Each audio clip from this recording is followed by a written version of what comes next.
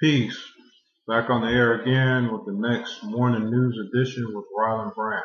Special public service announcement, which is as follows. You don't need to see his identification. He's free to go along about his business. These are not the droids you're looking for. Move along. Yeah, that's that movie Star Wars and Luke Skywalker kind of tripping when he first got introduced to these isms. But that's where it all starts, with the curiosity. So I'm thankful for George Lucas for providing that type of insight, whether we know it that we actually got that or not. But you too must learn the ways of the Force. So anyways, the days are getting busier and busier thanks to you, so we're going to keep this brief. But once again, we appreciate you tuning in. Let's grow together. So today's news is, as is stated, Power Rangers, what you want to be when you grow up. VR Troopers and Power Rangers. And if I seem to ramble on a little bit, that's just kind of how my thoughts are processing right now. It's all coming together and taking its own shape. So I'm just really reporting the news as it comes and as it goes and as it flows. So let's see. What had happened was I was coming back from where I went, I guess is the best way to say it, and I bumped into this guy right here. Introduce you. Peace.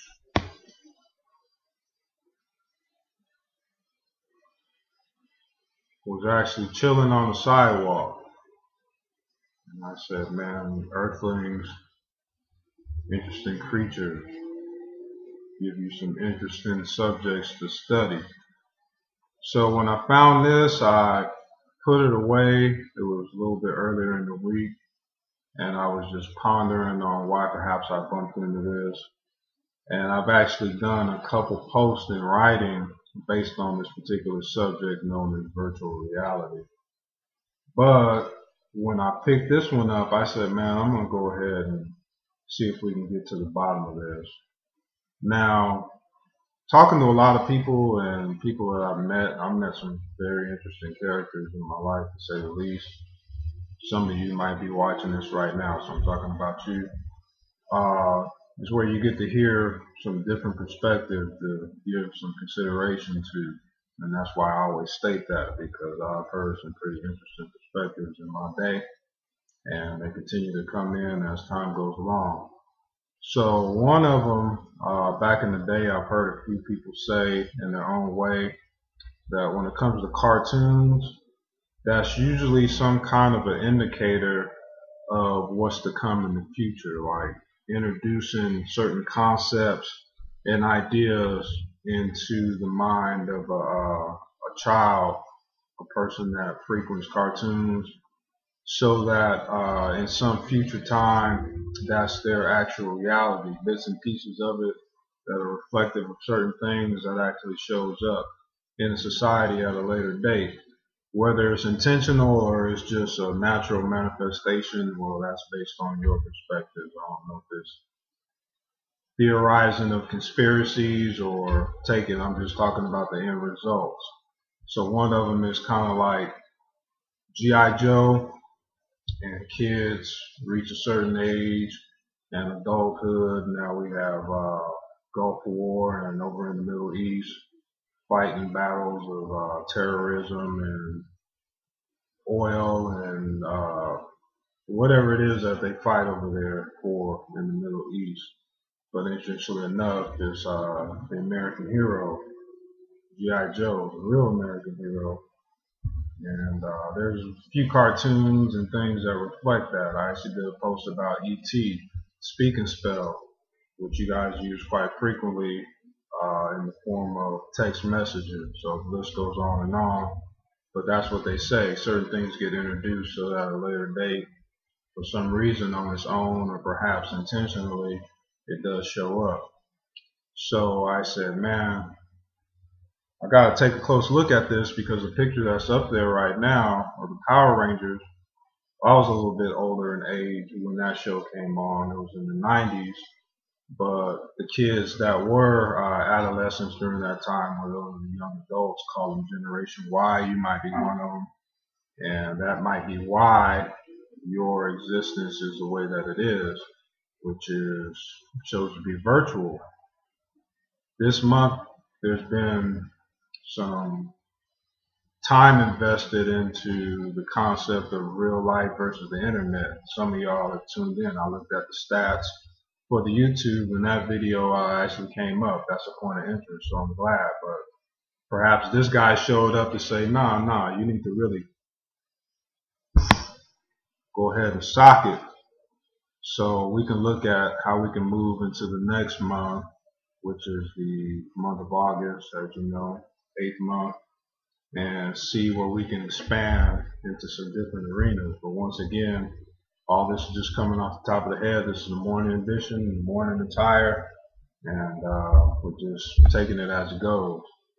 So, Power Rangers, VR Troopers, picture up top actually shows the black guy or the African American or the brother with the little light on his head. Each of them got lights on their helmet, but that guy, for some reason my mind turned in. I said, man, there it is. Right there, he got the eye right here on his helmet, virtual reality. But that's just something to pick up out of it. You probably can pick up your own things. That's what it's there for. Form your own opinions about what you see based on your perspective of things.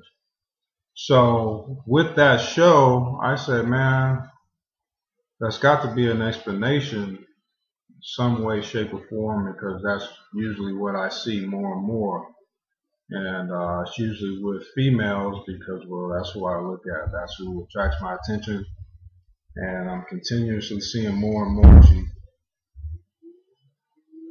Some days I'll be like, man, I got to close down the internet and go outside, close down the computer and see what I see. I go right back outside, and when I see she's right here, so guess I got to be like Big Bag Hank, here, there, everywhere. But that's just something that's a shift and a transformation in society, and it states that in the write-up about virtual reality communication network.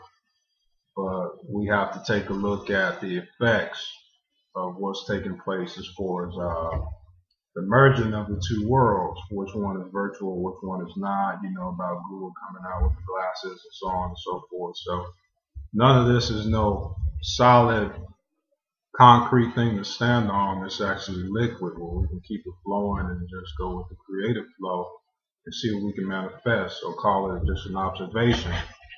But that's what I'm observing, and I say, man, sometimes I'm like, hello, you know, I'm out here, but I guess I'm not on her friends list. And that brings another interesting point, because Facebook actually just reported its earnings, and some pretty jury news shows a collapse of some kind of something that took place. And interesting enough, it's the same with the popular powerhouse known as Apple. That's in the insider tech world, but it all manifests based on users. People make the world go round, and people make the products what they are, and vice versa. So it's just something that's showing as a failure that probably would be best to be upgraded on, take the good pieces out of it and expand on it. So to close, the reason I made that point is because funny kind of how things go. A bit of internet history.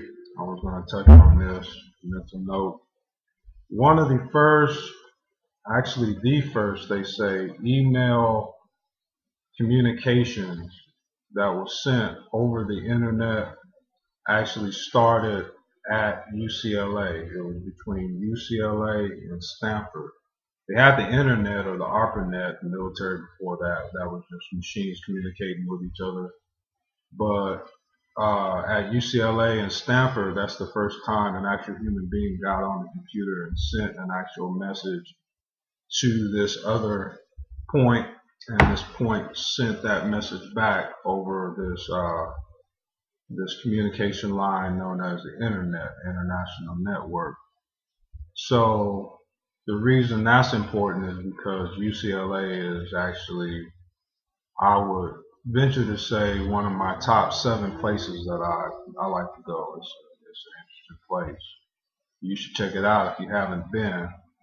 But the whole west side of Los Angeles, people come visit Hollywood.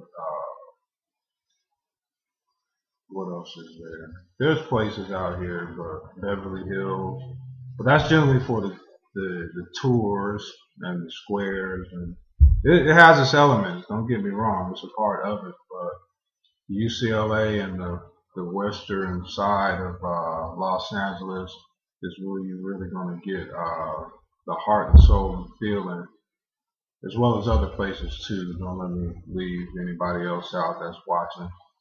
But UCLA is a good place to go, and Cecilia Westwood in particular. If you're coming down Wilshire Boulevard, you can look up at one of the buildings right where there's a little corporate field.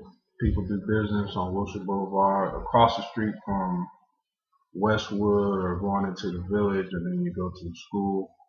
There's this building with the name of the creator of Power Rangers, and every time I'm over there, I used to really record that to memory. Say, man, now that's balling on a boss level. You got a big building sitting out in an enjoyable place like Westwood, and it says his name, Saban. So I actually pulled that up today based on this guy hanging out on the street, and I listed the information down below. So you can take a look and do your own research, because, well, if you're interested in those types of things, you can. But I'm going to open up my own investigation because it shows some pretty interesting scenarios, especially from the standpoint of a creator. He created this, or he's responsible and credited for creating this concept, which may have led us to where we're at now in regards to the internet and social media. You gotta get your social media brand packaging, and all this goofy woo people talking these days.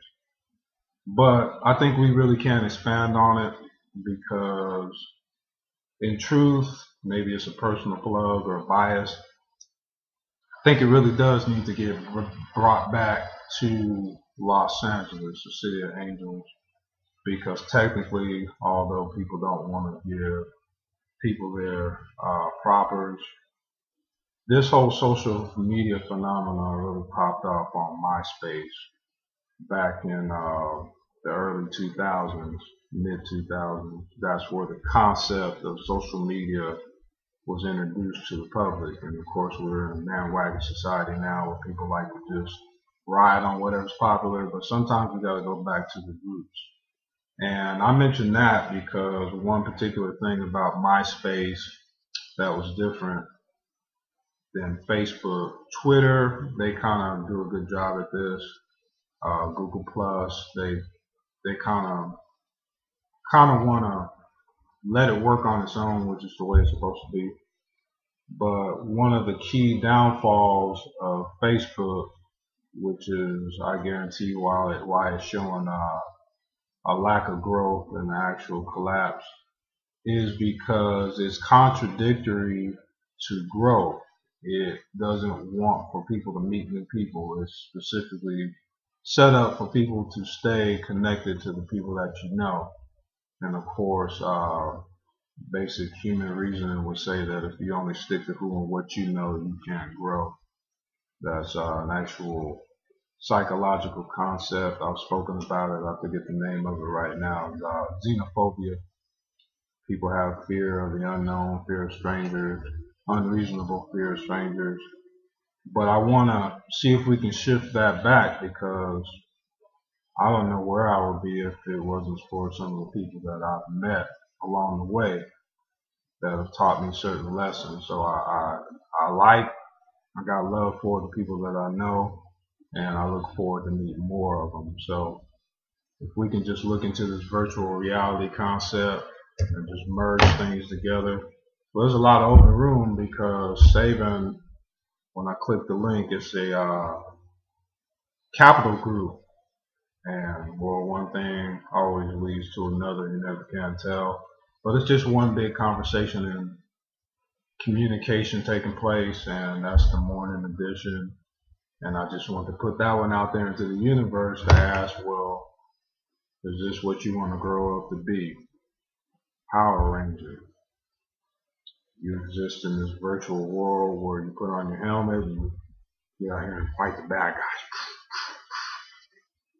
Throw your memes up and share your thoughts, empowerment, and blah, blah, blah. But it's got to be a way to have this guy actually be out in the real world if such a thing still exists. But we can go on and on. We're going to keep it brief. We'll save that for a book. Read it on the tablet some other time, some other place. But right now, let me just put that one out there and keep it at 16. Deuces.